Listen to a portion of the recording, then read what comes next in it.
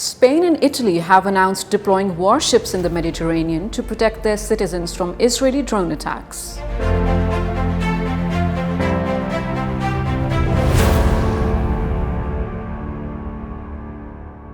The message is loud and clear. You cannot attack our citizens.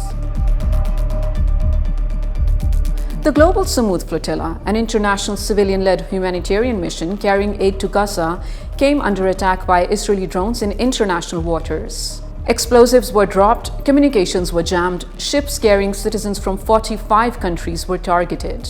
But this is not a first, and it's no accident.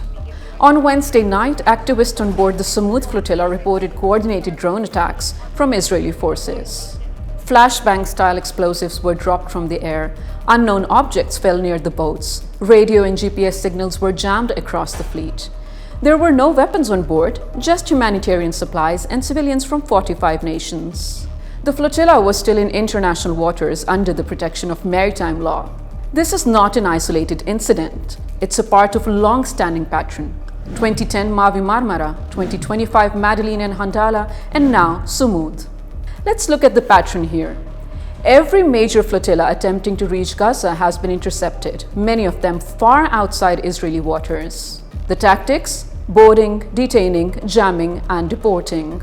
The message? Humanitarian missions will not be allowed through the maritime blockade. What does international law actually say? Blockades are legal but under strict rules. They cannot target civilians. They must not inflict disproportionate harm, and they cannot interfere with humanitarian aid, especially in the times of crisis. These principles are clearly stated in the San Remo Manual and the United Nations Convention on the Law of the Sea. While still on international laws, let's understand when nations' territorial sea ends and international waters start. Under Article 3 of UNCLOS, nations' territorial sovereignty ends from 12 nautical miles from the baseline of a coastal state.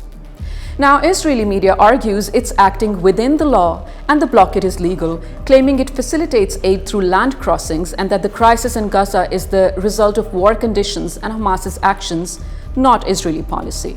But a UN Human Rights Council report reached a different conclusion. The blockade does disproportionate harm to civilians, and that makes it illegal. Under that logic, intercepting aid vessels like the Sumud is also illegal. And as we now know, Israel is committing a live genocide under the UN Convention.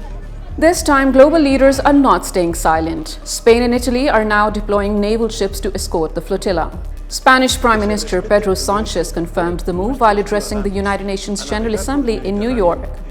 International law must be respected. The citizens aboard these ships have a right to sail without being harmed. Italy echoed, any Israeli operation must follow the law and act with absolute caution. And this marks a turning point.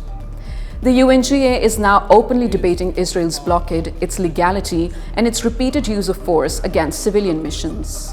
Historically a first, 157 countries have officially recognized the state of Palestine. The Israeli-occupied West Bank, including East Jerusalem and the Gaza Strip, collectively comprise of the Palestinian territories. The diplomatic shield that once insulated Israeli actions at the sea and on land is beginning to crack. For the first time in over a decade, international legal norms, not just political alliances, are taking center stage. As the Sumud nears Gaza's coast, the stakes are no longer just humanitarian, they're geopolitical. Currently 4 days from the high-risk zone and 6 days from Gaza, the flotilla is now headed to Greek territorial waters. If Israel intercepts the flotilla as it has before, it may now find itself confronting not only civilian ships but foreign naval escorts. And this time, the world is watching in real time. At the UNGA, more states are calling for accountability. The question is no longer whether Israel will act, but what the international consequences will be if it does.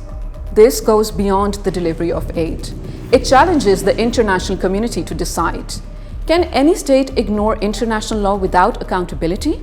From Mavi Marmara to the Sumud, flotillas have tested the boundaries of Israel's blockade. But with the governments now sending warships and the United Nations raising legal red flags, this mission is different.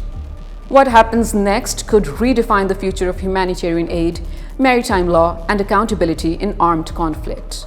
The next move is Israel's, but the world is no longer looking away.